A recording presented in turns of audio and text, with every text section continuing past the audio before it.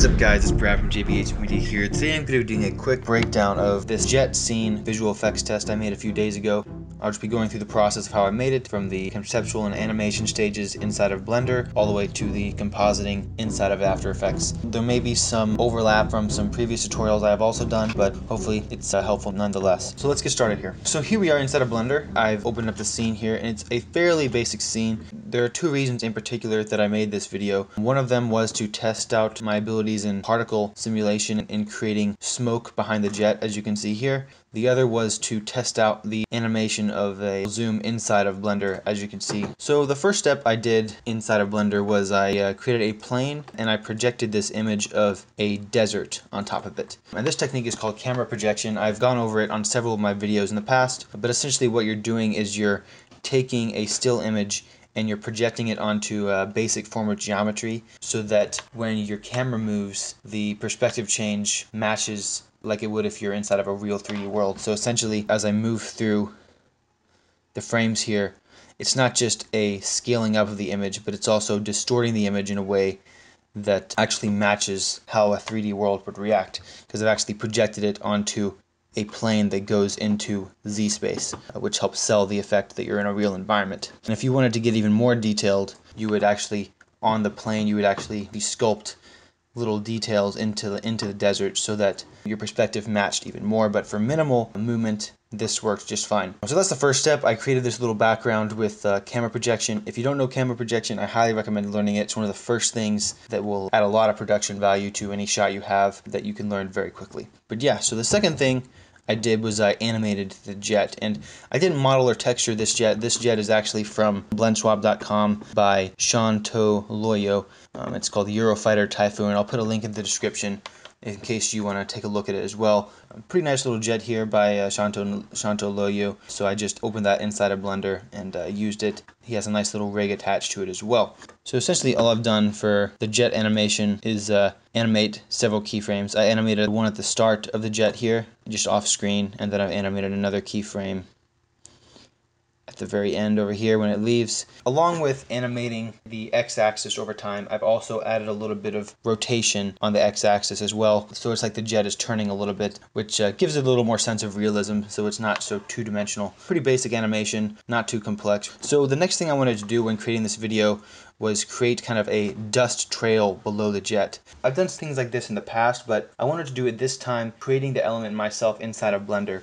So what I've done here is I've created a particle system, and what I did is I created a plane and I parented it to the animation of the jet. So as you can see, this plane here, as the jet moves, the plane moves in front of it. And what I've done is I've made a particle system that emits particles going backwards from the jet. And once I tweaked how I wanted the particles to react, I made them emit smoke through the smoke simulator inside of Blender.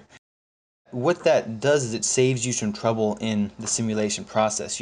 Instead of trying to get smoke to do what you want, you just create particles to do what you want, and then you attach the smoke to those particles.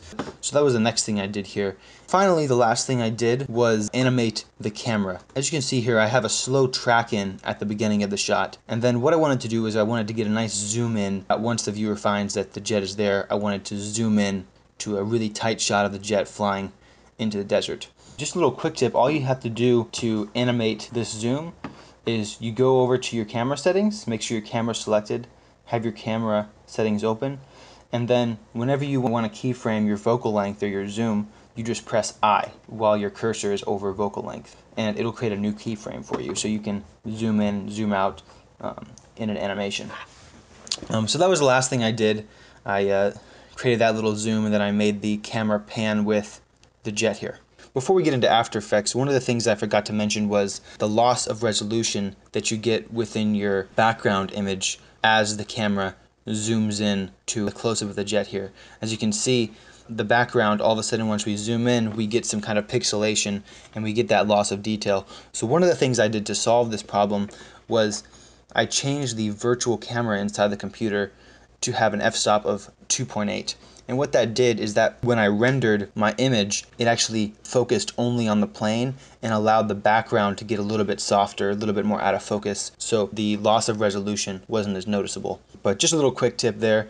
If you go on a longer lens inside the computer, you can also change your f-stop here to be a little bit lower in order to get that blurred background and save your resolution to make the effect a little bit more believable.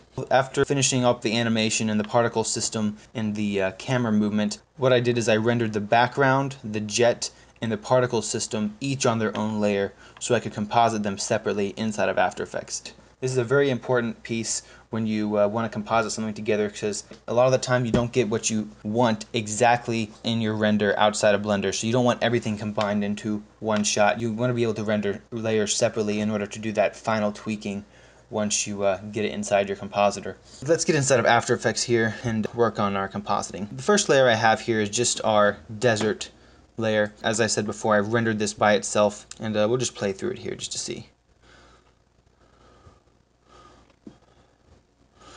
And yeah, that's it. That's the first layer. So the first thing I did is I added our jet.